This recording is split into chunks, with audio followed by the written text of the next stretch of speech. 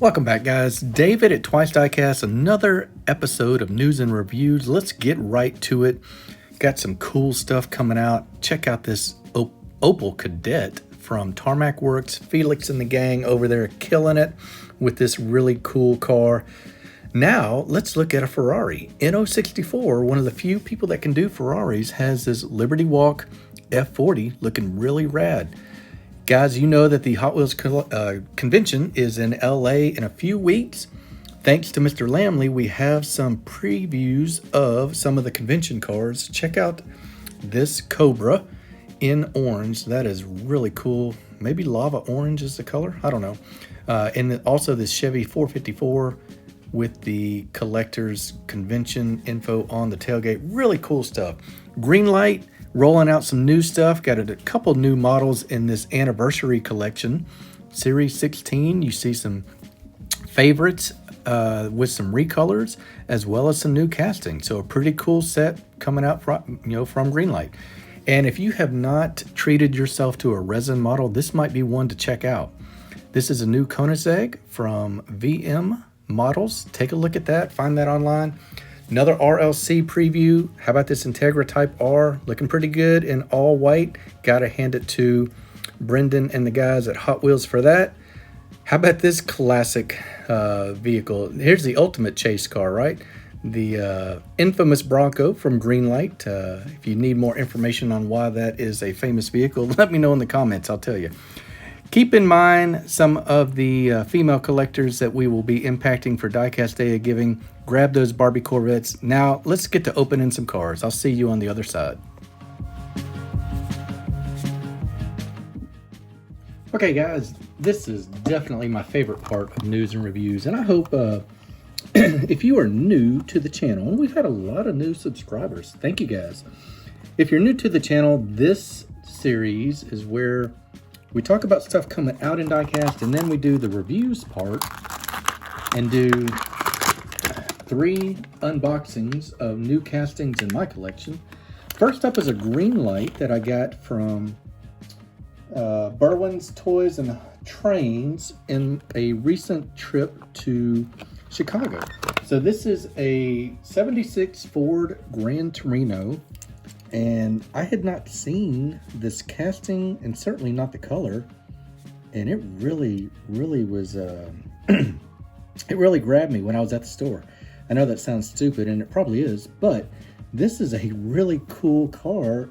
And I just love how tough it looks, how era specific it was to 70s vehicles in the US back then. Check out the awesome tires, awesome wheels, white lettering. Greenlight always does good on the details for the most part. We've had some flare-ups with QC stuff, but this one looks really good. Check out, it almost looks like we've got lensed tail lamps on this one, and that's kind of different. This is part of their GL Muscle series. This looks like it is a 2019 release. So no wonder I didn't know about it. I was just starting to collect full time again, but check out all the detail. Look at that grille. That looks really good. I think you've even got a turn signal hidden back there in the grille. Is that right?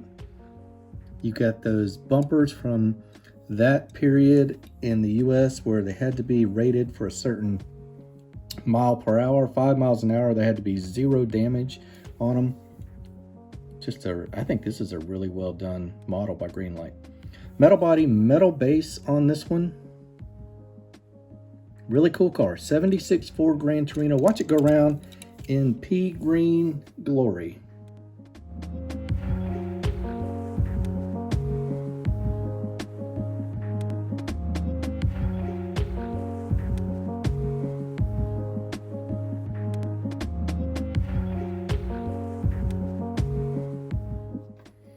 All right, next up, the much maligned brand DCT. We have looked at maybe 4 cars from this company. 2 of them have been absolute turds, if you don't mind my very eloquent way to put it. and 2 of them were pretty good. So the 2 that were really bad, or excuse me, the 2 that were bad were really bad. Unfortunately, I have a soft spot, especially for Maserati, but mainly for European cars. And this Maserati, which I don't have a whole lot of Maseratis in general in my collection, was available. And as soon as I figure out how to get it open, I'll cut that tape and I'll be right back. We'll take a look at it. Cross your fingers until then. All right, color looks pretty good. What is this? This, well, no description on the box or the vehicle base to tell us exactly what it is. And it might be because this is unlicensed. So I'm going to rely on the expertise of some of you guys to tell me which model this is. I don't remember. Looks to be kind of older, maybe mid 2000s. I don't know, but okay, so let's just take it as it comes. So we've got multiple colors on the interior. That looks pretty good. Bucket seats in blue and black. Looking pretty good. Left-hand drive, pretty good interior on this one. Got a nice Maserati logo here on the sailplane. Wheels look really good. Tires have tread on them. Suspension, no. Exhaust system decked out in chrome, looks good. Lensed tail lamps and Gran Turismo on the registration plate. A little bit of color here on the exhaust on the back. Nice work around the window. A little bit of air passing through this fitment between the windscreen and the roof. Paint here in the air duct. Dadgummit, they got me. I think you guys got me again, DCT. I think you got me ready to buy another one. This Maserati looks really good. You watch it go around and tell me what you think.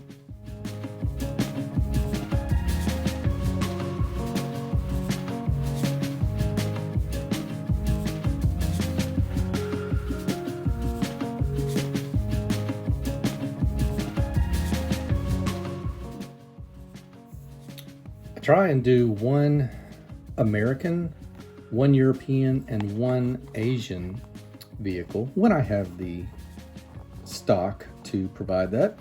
So up next we have a JKM, once known as Jackie Kim, JKM model Subaru BRZ, known as several other names around the world. I don't even remember all of them right now.